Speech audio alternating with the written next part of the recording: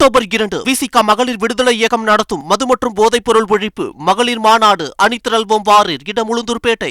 உதயநிதி ஸ்டாலினுக்கு துணை முதலமைச்சர் பதவி வழங்கவில்லை என்றால் அதிமுகவை போன்று 4 கூறாக போய்விடும் என்று திமுக அமைப்பு செயலாளர் RS பாரதி தெரிவித்துள்ளார்.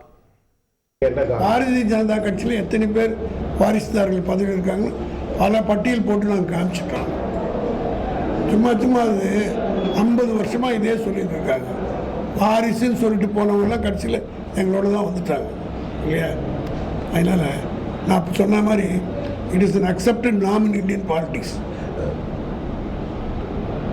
எமினன்ட் லீடர்ஸுடைய லீகல் ஏர்ஸ் எல்லாம் லீடர்ஸ் அவர் accepted norms in Indian politics from Kashmir to Kanyakumari. அந்நியர்களுக்கு செஞ்சதெல்லாம் நாங்கள் தான் 20% கொடுத்தது பட்டியலே போட்டு காட்டியாச்சு.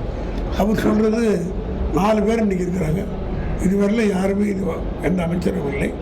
அது அவர் எங்களை கேட்குறாருல்ல, அதே மாதிரி மத்திய அரசில் யாராவது கேட்டு அவர் வாங்கணும்.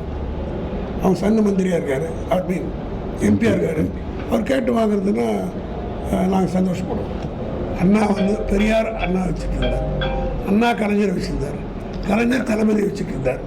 தளபதி இன்றைக்கி இவரை ஒரு லெஃப்டினெண்ட்டாக வச்சுருக்கார்.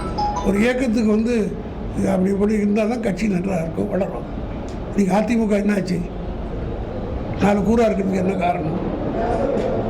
ஆக இந்த ஆராய்ச்சிகள்லாம் அவங்க யாருக்கு கொடுக்கணுன்றது முதலமைச்சர் முடிவு பண்ணார்.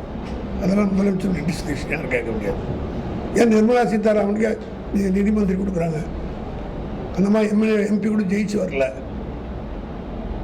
சில பேர் பதவி கொடுக்குறது சில காரணங்கள் இருக்குல்ல, அது போகிறது அதே காரணங்கள் அந்த இதை கொடுத்துருக்கோம்.